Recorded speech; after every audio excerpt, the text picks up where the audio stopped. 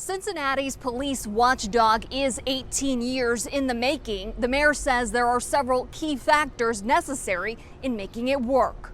Oh, it was awful.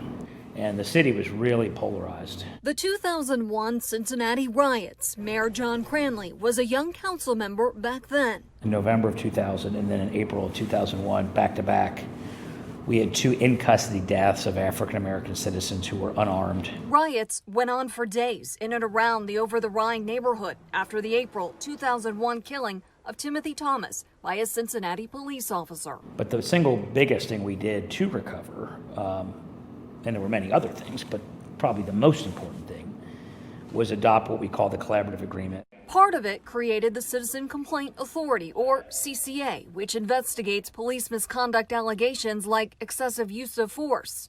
In the first couple of years, there were a huge number of complaints. But the system worked. And over time, the number of complaints against officers dropped dramatically.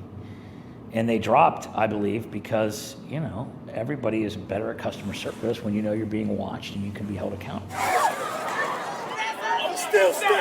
During the spring protests and riots in Columbus, voices grew louder for police reform and civilian oversight. Because as you know, Columbus is the only big city in America,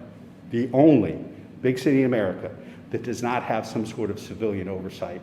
And that's why this change and reform is so important and is so urgent. Mayor Andrew Ginther pointed to New York, Boston, Nashville, and Atlanta as examples. But has he asked you specifically for any guidance on how to go about it in Columbus?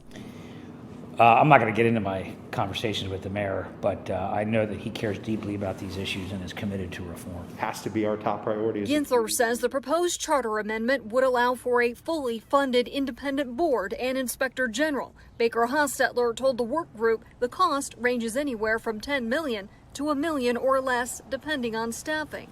Is the CCA fully funded, and have you struggled with funding? Well, despite the difficulty of our economic times, we knew that in light of George Floyd that having a fully funded CCA was going to be mission critical to maintain community legitimacy for our police.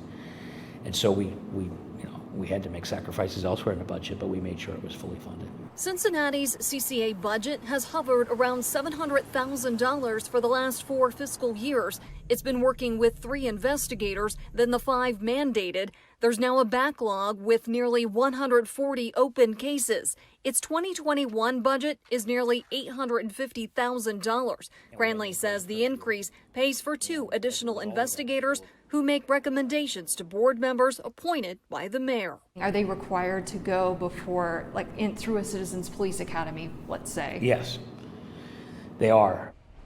All Cincinnati police officers are required to provide information to the board. The board also has subpoena power to compel key witnesses to testify. Frankly, the threat of it probably makes it unnecessary most of the time. But the fact that they have it is vitally important.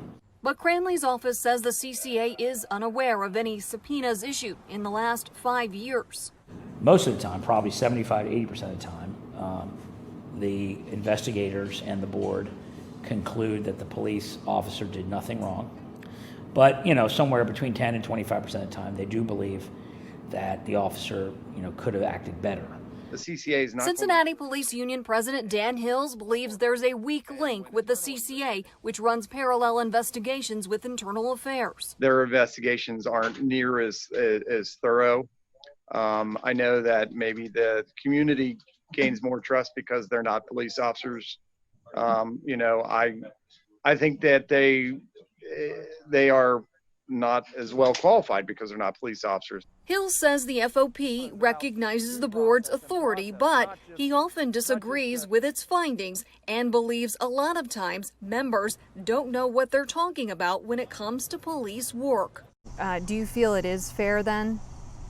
At times, no. I think that there's a little bit of a political agenda, plus a drive for purpose. The CCA has to be able to say that we're different than internal, and therefore I don't necessarily trust that they have the right motivations in a lot of their findings. Cranley says since the board's inception, the police department has earned greater community respect, but admits the need for more progress.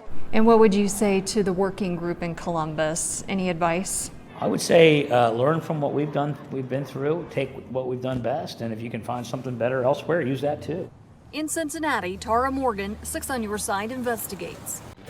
Hi, Bob Kendrick along with Station Ken. Thanks for checking out the WSYX ABC6 YouTube channel. If you'd like to get more Central Ohio news, click on the right to subscribe to our channel and download the WSYX ABC6 app for breaking news alerts. And we'll see you on ABC6 News at 5, 6, and 11. Thanks for watching.